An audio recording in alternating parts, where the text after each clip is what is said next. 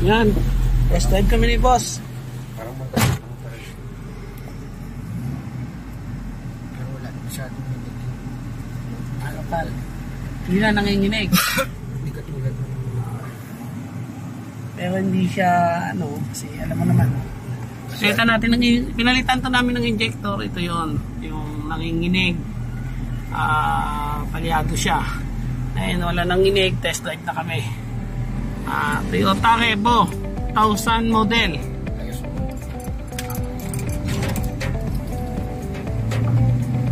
medyo mataas yung ano niya.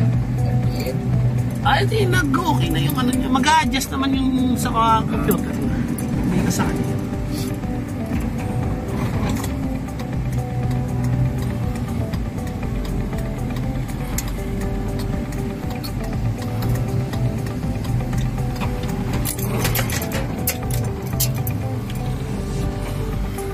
Oh, satisfied? May kasbang konti kasi hindi ano, original.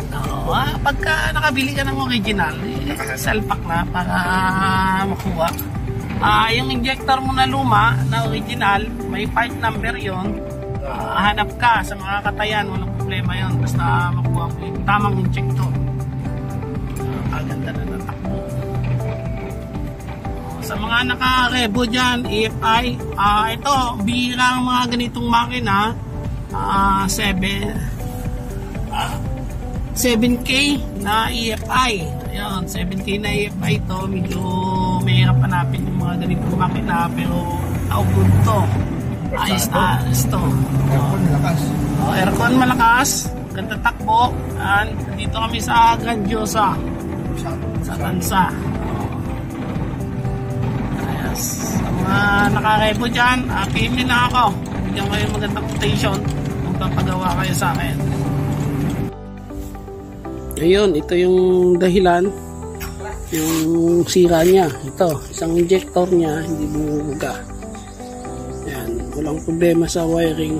Ayun, sa injector yung problema. Ayan, nagpalit kami ng isang injector. Okay, compression tayo. Sige, starter. Up.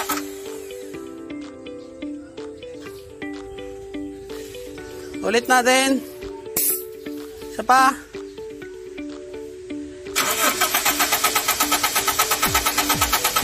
Up. Ayan, 195. Oh, napakaganda ng compression. Ayun. Yun ang ganda ng compression niya. Ibig sabihin, good siya. Alamin natin kung saan talaga yung problema. Tingin ko, possible to injector. Isang injector niya may problema. Ayun. Hey guys, ito Works, Toyota Revo. Palyado. Palyado yung makina niya. Hindi nagre-react ito. Yung number 1. Yeah. Hindi nagre-react pero may ano yan. May kuryente yan. Para patunayan sa inyo may kuryente,